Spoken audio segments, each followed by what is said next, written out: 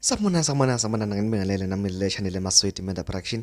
Mangabe uyaqala ukufika ngicela ukwenza iqiniso lokuthi ke uyachofa subscribe maqedwe bale video, ushawa like bese ke uyakhomenta kulolu daba la namhlanje. Wenkanza kwethu njengoba ke ihlathi ke isondele emehlweni, ihlathi ke iqhilika kangaka mawungibhekile. Ngenziwa ke izindaba engize ngazo ke njengamanje, indaba ke ezimnandi, indaba ke ezinoju, indaba ezinomlaza uqobo lwawo. Ngana wethu asigcini ke ngokuyiletha uma ngabe ke kuyindaba ezibhlungu kuphela. Siphinde ke siyilethe noma kuyindaba ezimnandi lapho khona sikuye sihalalisela amaqhawe asuke ke enze ubuqhawe. Njengamanje sizohalalisela ke iqhawe ke uGatsheni, ukhuzani umfakandlovu, igagu lasophongolo ngobuqhawe alokhu ke abenza. Kodwa ke njengamanje sebuyababazeka njengoba ke esihlabane ke nendondo ye-Best Newcomer Award ka-2023-2024 kubo bonke ke abaculi nakuwo wonke ama-genre ahlanganisiwe. Ushayeke ingqweleke yentokazi ebizwa ngokuthi ke uTayla wengoma yodumo iWara ezeke yamwinela indondo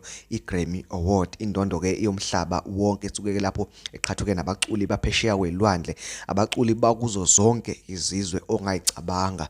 uGatsheni kuqhathwe naye ke lo mculi ke nomunye ke futhi ke wenye ke igenre, kodwa ke uMaskandi wahlabana phambili. Ubuqhawe bukaGatsheni bayiveza ke phambili. Thina ke njengamasweti Media Production sithi ke halala Gatsheni ngumalume ngempela. Njengamanje ke sesilinde ukuthi ke uwine leli quantum bese ke usilethela amabhodlela ngononina. Ngiyabonga, ngicela ukuthi sidibane kwivideo elandelayo.